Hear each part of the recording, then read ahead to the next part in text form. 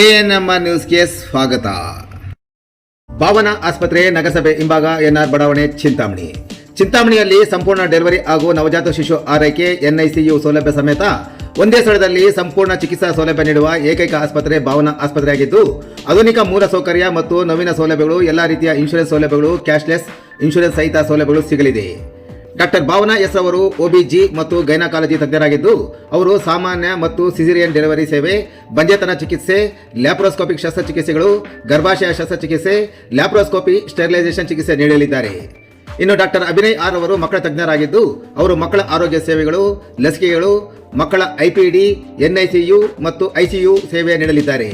ಇನ್ನು ಇತರೆ ವೈದ್ಯರಿಂದ ಸದರಿ ಆಸ್ಪತ್ರೆಯಲ್ಲಿ pediatric neurology, pediatric surgery, general medicine ಮತ್ತು general surgery, ENT nephrology, urology, onco surgery ಚಿಕಿತ್ಸೆ ಸಿಗಲಿದೆ.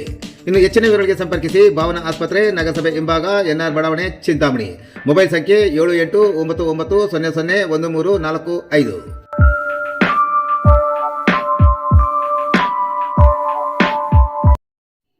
ಇನೋವಾ ಕಾರು ಡಿಕ್ಕಿ, ವೃದ್ಧನಿಗೆ ಗಂಭೀರ ಗಾಯ, ನಿಮ್ಹಾನ್ಸ್ನಲ್ಲಿ ಚಿಕಿತ್ಸೆಗಾಗಿ ದಾಖಲು.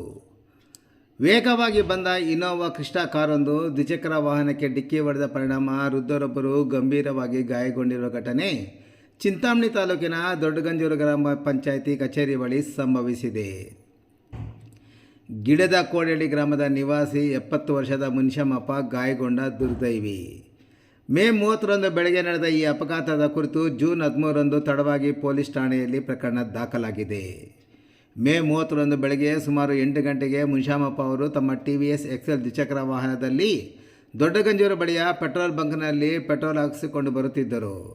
ಬೆಳಗ್ಗೆ 8:20ರ ಸುಮಾರಿಗೆ ದೊಡ್ಡಗಂಜೂರು ಪಂಚಾಯಿತಿ ಕಾರ್ಯಾಲಯದ ಬಳಿ ತಲುಪಿದಾಗ ಚಿಂತಾಮಣಿ ಕಡೆಯಿಂದ ಅತಿ ವೇಗವಾಗಿ ಬಂದ ಇನೋವಾ ಕ್ರಿಸ್ಟಾ ಕಾರಿನ ಚಾಲಕ ತನ್ನ ವಾಹನವನ್ನು ನಿರ್ಲಕ್ಷ್ಯದಿಂದ ಚಾಲನೆ ಮಾಡಿ ದ್ವಿಚಕ್ರ ವಾಹನಕ್ಕೆ ನೇರವಾಗಿ ಡಿಕ್ಕಿ ಹೊಡೆದಿದ್ದಾನೆ. ಡಿಕ್ಕಿಯ ರಭಸಕ್ಕೆ ಮುನಿಶಮ್ಮಪ್ಪ ಅವರ ವಾಹನ ಸಮೇತ ರಸ್ತೆಗೆ ಬಿದ್ದಿದ್ದು, ತಲೆಯ ಬಲಭಾಗ, ಬಲ ಹೆಗಲು ಹಾಗೂ ಕೈಕಾಲುಗಳಿಗೆ ತೀವ್ರ ರಕ್ತಗಾಯಗಳಾಗಿದ್ದವು. ಅಲ್ಲದೆ ದ್ವಿಚಕ್ರ ವಾಹನ ಸಹ ಜಖಂಗೊಂಡಿತು. ತಕ್ಷಣ ಸ್ಥಳೀಯ ಸಾರ್ವಜನಿಕರು ಧಾವಿಸಿ ಗಾಯಾಳುಗಳನ್ನು ಉಪಚರಿಸಿದ್ದಾರೆ. ಅಪಘಾತದ ವಿಷಯ ತಿಳಿದ ಮುನಿಶಮ್ಮಪ್ಪ ಅವರ ಪುತ್ರ ಶಿವಪ್ಪ ಹಾಗೂ ಗ್ರಾಮಸ್ಥರಾದ ಶ್ರೀರಾಮಪ್ಪ, ಚಂದ್ರಶೇಖರ್ ಅವರು ತಕ್ಷಣ ಆಟೋದಲ್ಲಿ ಗಾಯಾಳುವನ್ನು ಚಿಂತಾಮಣಿ ಸರ್ಕಾರಿ ಆಸ್ಪತ್ರೆಗೆ ದಾಖಲಿಸಿದ್ದರು. ಆದರೆ ಗಾಯದ ತೀವ್ರತೆ ಹೆಚ್ಚಾಗಿದ್ದರಿಂದ ವೈದ್ಯರ ಸಲಹೆಯ ಮೇರೆಗೆ ಹೆಚ್ಚಿನ ಚಿಕಿತ್ಸೆಗಾಗಿ ಚಿಕ್ಕಬಳ್ಳಾಪುರ ಸರ್ಕಾರಿ ಆಸ್ಪತ್ರೆಗೆ, ಅಲ್ಲಿಂದ ತಕ್ಷಣವೇ ಬೆಂಗಳೂರಿನ ನಿಮ್ಹಾನ್ಸ್ ಆಸ್ಪತ್ರೆಗೆ ರವಾನಿಸಲಾಗಿತ್ತು. ನಿಮ್ಹಾನ್ಸ್ ಆಸ್ಪತ್ರೆಯಲ್ಲಿ ಸುದೀರ್ಘ ಚಿಕಿತ್ಸೆ ಪಡೆದ ಮುನಿಶಮ್ಮಪ್ಪ ಅವರು ಗುಣಮುಖರಾದ ಹಿನ್ನೆಲೆಯಲ್ಲಿ ಜೂನ್ 11ರಂದು ಮನೆಗೆ ಕರೆತರಲಾಗಿದೆ. ತಂದೆಯಿಂದ ಅಪಘಾತದ ಪೂರ್ಣ ವಿವರಗಳನ್ನು ಪಡೆದುಕೊಂಡು ಪುತ್ರ ಶಿವಪ್ಪ ಆಸ್ಪತ್ರೆ ಚಿಕಿತ್ಸೆಯ ಗಡಿಬಿಡಿಯಲ್ಲಿದ್ದ ಕಾರಣ ಜೂನ್ 13ರಂದು ಸಂಜೆ ಚಿಂತಾಮಣಿ ಗ್ರಾಮಾಂತರ ಪೊಲೀಸ್ ಠಾಣೆಗೆ ಹಾಜರಾಗಿ ದೂರು ನೀಡಿದ್ದಾರೆ.